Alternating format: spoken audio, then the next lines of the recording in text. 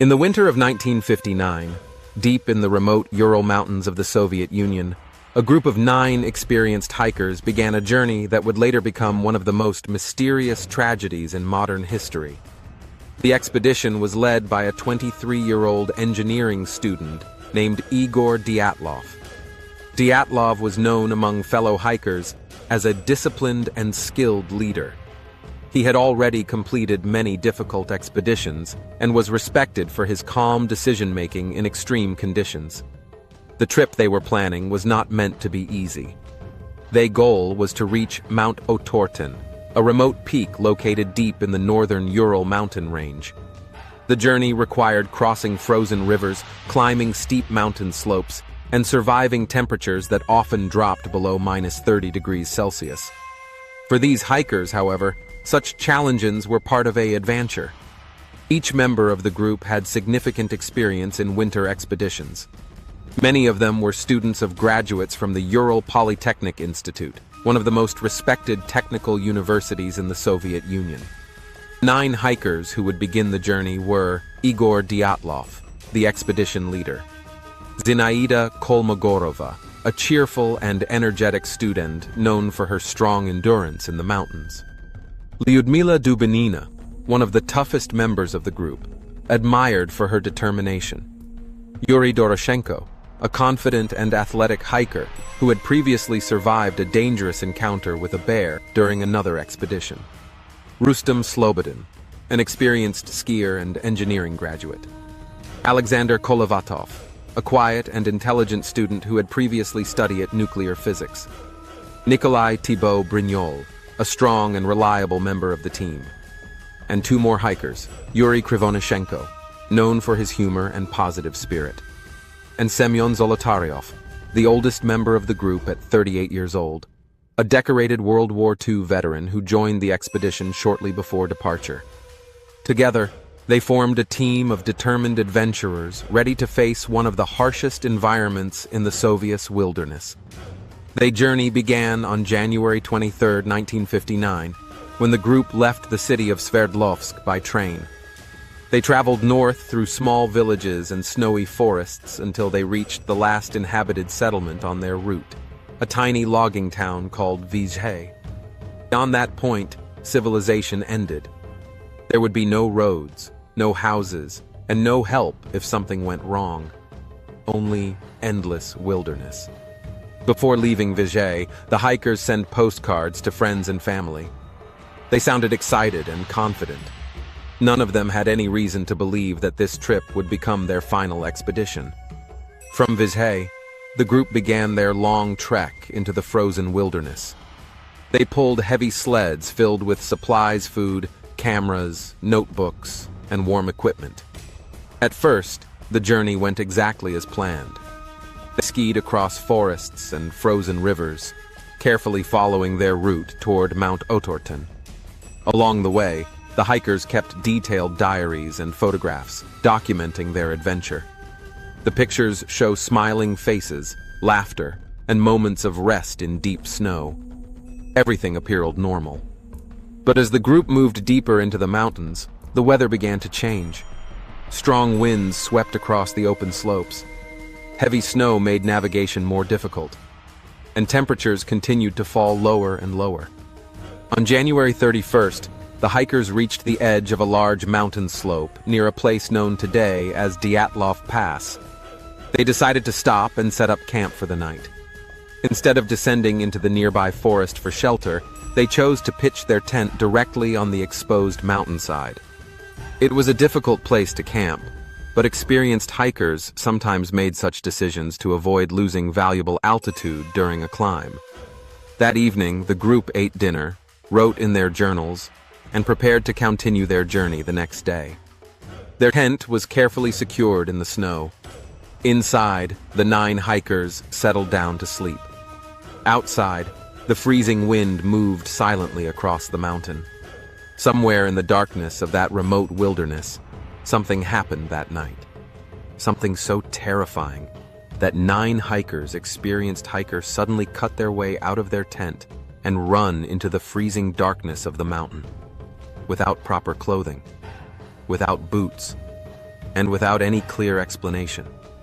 What happened on that mountain on the night of February 1st, 1959 remains one of the greatest mysteries ever recorded.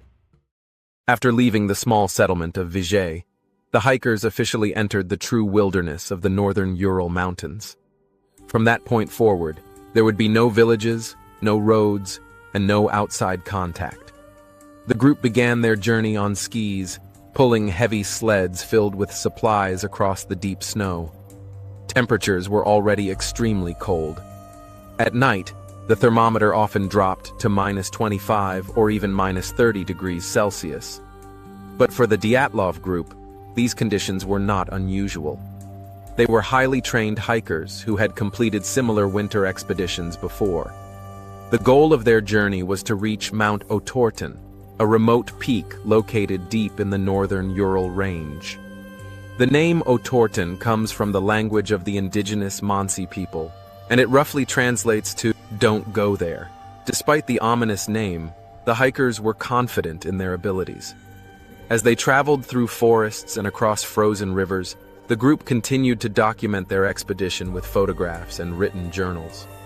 These records would later become one of the most important pieces of evidence investigators had. The photographs show a group of young people enjoying the adventure. They laugh, pose for the camera, and help each other pull the sleds through deep snow. Zinaida Kolmogorova often appears smiling in the pictures. Lyudmila Dubinina writes in her diary about the beautiful winter landscapes surrounding them. Igor Dyatlov carefully records the progress of the expedition and the route they are following. Everything about the trip seems normal. But a few days into the journey, the group encountered their first problem. One member of the expedition, Yuri Yudin, began experiencing severe pain in his leg and back. Yudin had suffered from health problems before, and the difficult terrain was making his condition worse. Eventually, he made the difficult decision to turn back. On January 28th, Yuri Yudin said goodbye to the group and returned toward civilization. It was a decision that would later save his life. Yudin would become the only member of the original expedition who survived.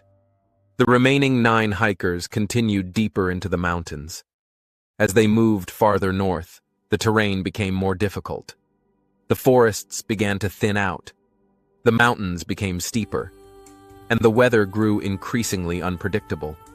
Strong winds swept across the open slopes, and visibility sometimes dropped due to blowing snow.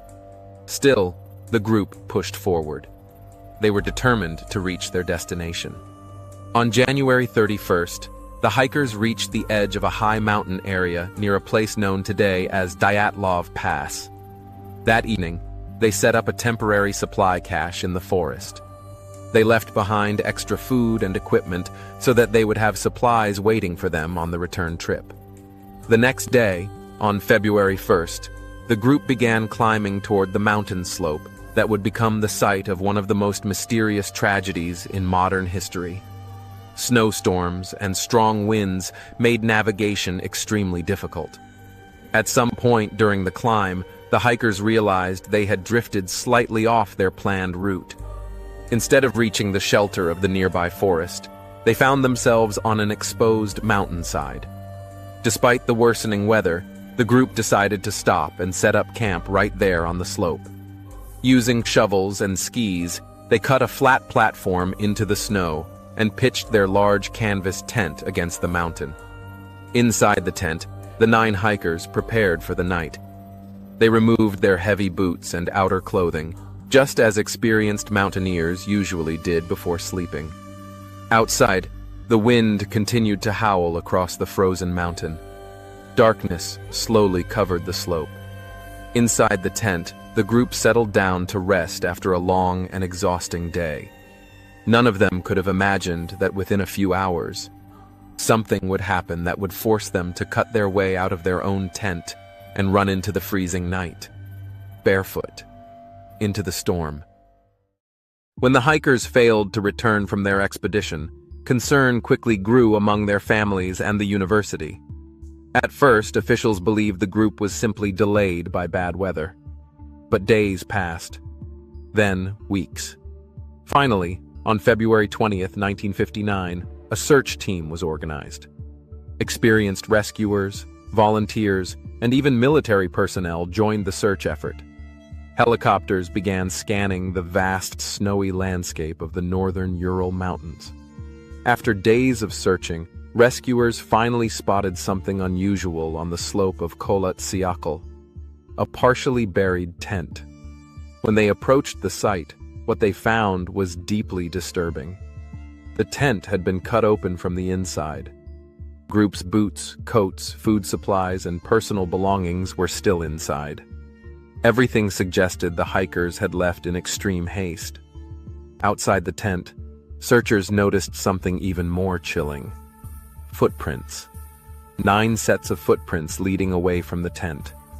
But the footprints told a strange story. Some of them were barefoot.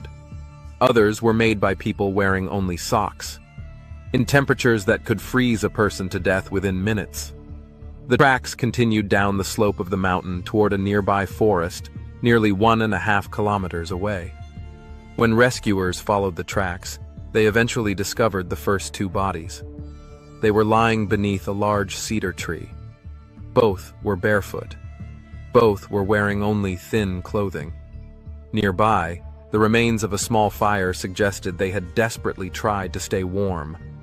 But the mystery was only beginning. Over the following weeks, the search teams continued to comb the frozen wilderness. 3 more bodies were eventually found between the cedar tree and the abandoned tent.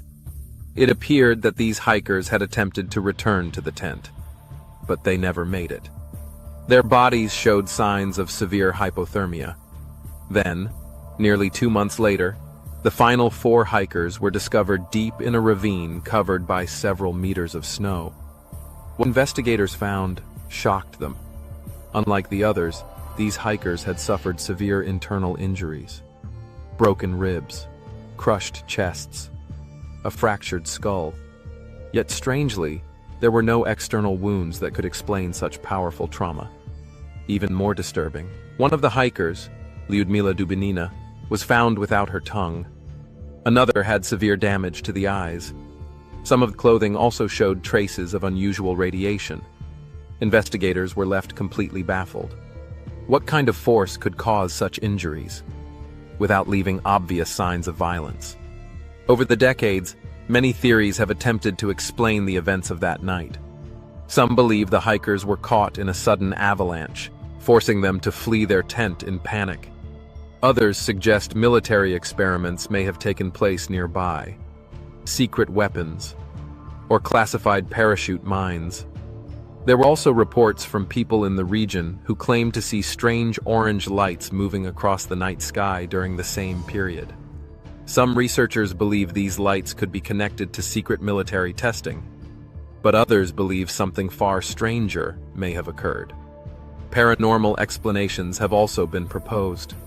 Some claim the hikers may have encountered something unknown in the mountains, something that terrified them enough to abandon their shelter and run into the darkness. But despite decades of investigation, no theory has ever fully explained all the strange details. In 1959, the official Soviet investigation concluded with a vague statement. The hikers, they said, had died due to a compelling natural force, but they never explained what that force actually was. Many of the original documents were classified for decades, and some evidence mysteriously disappeared. Today, more than 60 years later, the Dyatlov Pass incident remains one of the most puzzling and unsettling mysteries in modern history. 9 experienced hikers, a tent cut open from the inside, footprints leading into the frozen night, and injuries that defy simple explanation. What really happened on that mountain? Was it a natural disaster? A secret military experiment? Or something we still cannot explain? One thing is certain: the mountain of the dead still holds its secrets. And perhaps it always will.